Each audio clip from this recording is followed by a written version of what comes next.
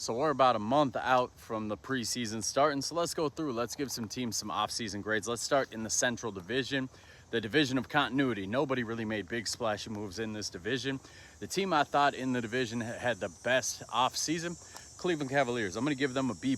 This is my bias talking. I'm a gigantic Lonzo Ball fan. I think that's a fantastic move by them. He's the piece they need to get to the next level. He's the glue guy they need to make it all work. Him next to Darius Garland and Donovan Mitchell in that backcourt, it's going to be a lot of fun. I promise you it's going to work. They're going to be in the finals next year. Lonzo is going to be their Caruso, where he's making big plays that matter in the postseason. I also thought they did a really good job of not panicking, holding on to Darius Garland, holding on to Mobley, holding on to Jarrett Allen, not panicking, making a move on the fringes with Lonzo Ball that's going to take them to the next level. So they get a B+. The team that I thought had the second best offseason, Detroit Pistons, I got to give them like a C. They really didn't do anything. They actually got worse if you think about it. They lost Dennis Schroeder. They lost Malik Beasley. They lost Tim Hardaway Jr.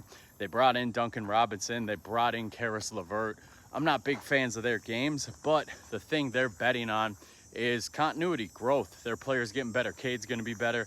Ivy's coming back next year. Durant's going to be better. Their whole team's going to be better. Thompson's going to be a force this year. So I get it. I just thought they were primed to make a big splashy move to really be aggressive this offseason. I thought they could have used the Harris contract, maybe with Ivy to go out, get a difference maker, and they didn't do it. Next up, we got the Milwaukee Bucks. I'm going to give them a C-. The Dame thing is weird. It's going to end up costing them in the long run. It's going to prohibit their cap in the long run. They didn't really use it to go out and get better. Miles Turner, he had a couple good playoff games, but he's not the piece that's going to make you any better.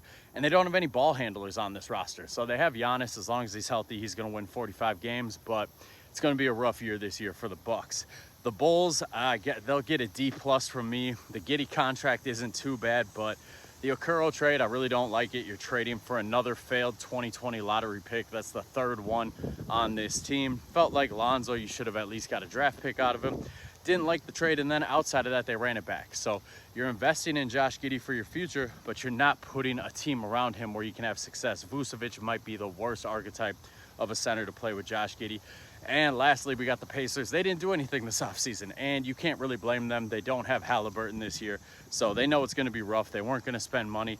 I think it's actually really smart of them to not pay Miles Turner, but they're going to take a back seat this year. I like Nembhard a lot. Pascal Siakam's good. They're probably still going to be a play-in team, if not a playoff team, because the East is weak, but it's hard to give them a good offseason grade when they basically sat on their hands all offseason. So that's my preview for the Central Division, my grades for the division. Let me know in the comments who you would change.